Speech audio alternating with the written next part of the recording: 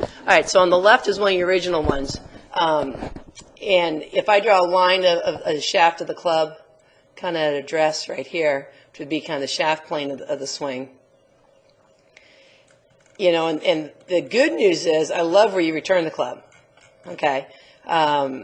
What I was seeing in the backswing, it just felt like the arms, everything was kind of just down the line, almost too much going back, and we'd get that left arm, we'd get kind of working away from your body right there. Not huge, and actually, as I watch it, the face stays square, but it's actually starting to open back here. You're not in that bad of a position there. It gets kind of lifted. I see what you mean about the breakdown up top, but you shallow it out and you get right back down on shaft plane here, which is wonderful. Going through, it kind of goes a little bit down the line, and you can see some of the flip right there. Okay. What I'd like to see, and then you'll see what we saw on a head-on view of how far impact was happening at the ball. And so after seeing that, I would certainly work more on that when you go back out and hit some balls. On the backswing, basically all I'm doing is just trying to keep the left arm, even if the club comes slightly under, I got the grip, the right hand covering that left thumb, and just let the left arm stay against the chest going back. And I think that and the grip being better will take care of the face rotation. I don't think that's as much of an issue. But this will kind of get the arms and the body kind of syncing up a little bit better going back. So that left arm stays a little closer to your chest, which will create a little more turn in the body and natural rotation in the backswing instead of it going kind of out and then up. See what I mean? Down the road, if you wanted to work on shortening that arm swing, so be it. I think I would work on the downswing. It shallows out, but now it doesn't have to shallow out as much. Because of what I did on the takeaway, I could actually get you more aggressive now in the backswing. If I look over here on the left, when you were a little more above the plane here and then kind of picked up, I think you had to hang back to try to shallow out the arms and get it on plane. See that?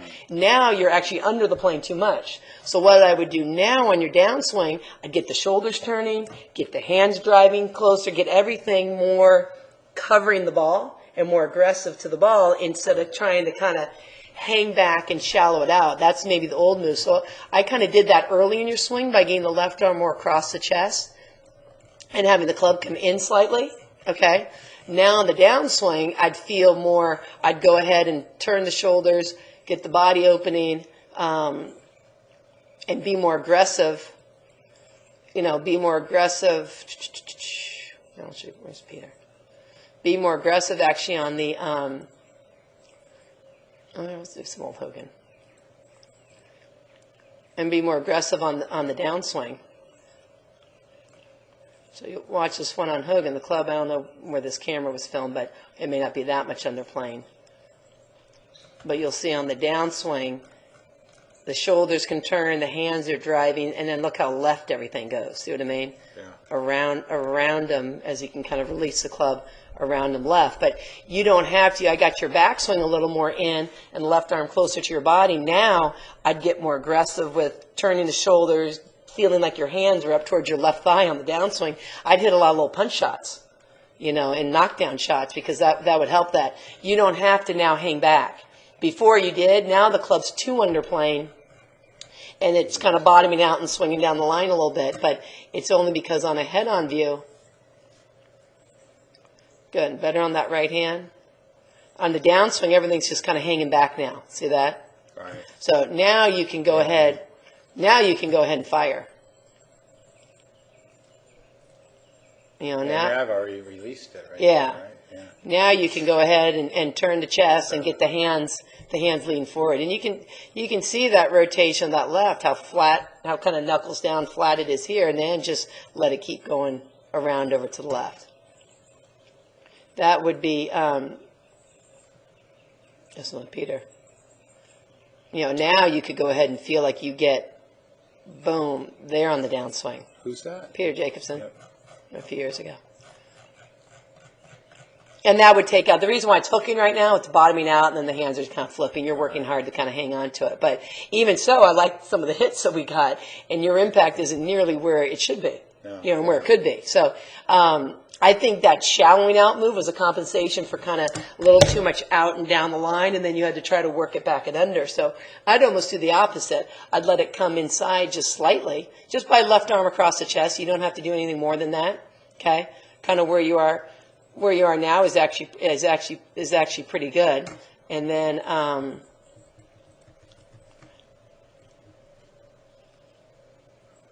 yeah, so that's better. So that left arm's more across the chest. And then now you don't have to shallow it out so much. So it's kind of hanging back. Now we can actually steepen out the downswing. Because that left arm's in great position. I just want to kucher. Now everything can go. Well, good. At least I'm not chipping on my left. See where your left arm, see where everything is? Yeah. We just have to get it going forward. Right, get that handle moving forward. Totally. You let the shoulders start to turn. Get the energy more left. Get the energy more forward in the motion. You'll be perfect. And then just let everything release around you over there. It's only going down the line now because I think it's just hanging back. Right. Okay.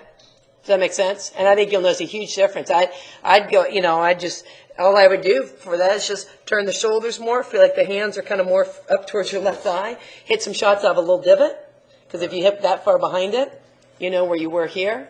If you hit that far behind it, if the ball's out of a shallow divot, you're never going to hit ball first. I want those hands more up here. Right. At least here, you know, over here, or maybe even leaning forward a little bit. Right. And that's why you hit things so high. You know, you could hit some shots, some little, loft totally, you're adding a ton of loft to it. You could hit some shots feeling, you know, you need to feel like that left hand, those knuckles turn down. See this one of Jake's? You know, it needs to rotate and turn. Watch the rotation of the left hand. See that rotates and turns down and moves that forward. You know, so it's here. It's not hanging on and pulling, but it's rotating kind of down and in and get that compression back on the ball. That would make a huge difference. Because your lower body's kind of there. It's more the hands that are lagging. You know, you could let the shoulders open a little bit too. It's more your arms that kind of try to shallow out in the downswing. That would be good. I do probably a lot of little half shots like this. From back there, boom, to there. Here, to there. And kind of here, to there. You won't feel as flippy with it either, because it'll feel quieter down here. But that's why I want that right hand, so it can stable the face in there. If that right hand gets under, it's either closing it too much or kind of blocking it open. If that right hand can stay covering that thumb, that kind of adds a lot of stability to the club face right here. When the left is turning down, that right's kind of hitting against the back of it. And I think with your arms, you know, with the right, that should rotate and open, and then it can rotate and release around. Okay? That's great.